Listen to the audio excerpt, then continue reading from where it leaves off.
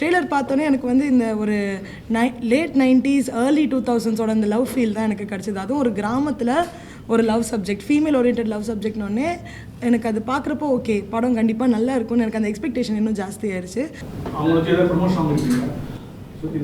அடுத்த படங்களில் வாய்ப்பு கிடைச்சா கண்டிப்பாக நடிப்போம். சார், உங்களோட அடுத்த படங்கள் வந்து ஸ்ருதி நாராயணனை வச்சு நீங்கள் உங்களுக்கு ஜோடியாக நடிக்க வைக்க போறீங்களா? வாய்ப்பு அமைஞ்சதுன்னா கண்டிப்பாக நடிக்கலாம். நல்ல கதைகள் கிடைக்கும் போது கண்டிப்பாக நடிக்கலாம். சார், இங்கே வேலுநாச்சியாரோட அவங்களோட இது லான்ச் பண்ணியிருக்கீங்க.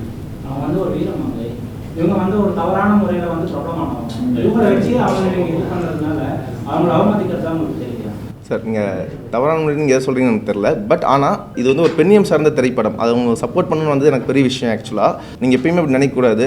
ஒவ்வொருத்தருமே ஒவ்வொரு விஷயத்தில் என்றைக்குமே என்ன நடக்குன்னு தெரியும், விக்டிம் ஆகிறவங்க தான் எல்லாருமே. பட் கடுக்கா திரைப்படம் மூலிமா நான் பர்சனலாக சொல்லிக்கிறேன், பெண்களுக்கு எப்பயுமே ஆதரவாக கடுக்கா திரைப்படம் இருக்கும்.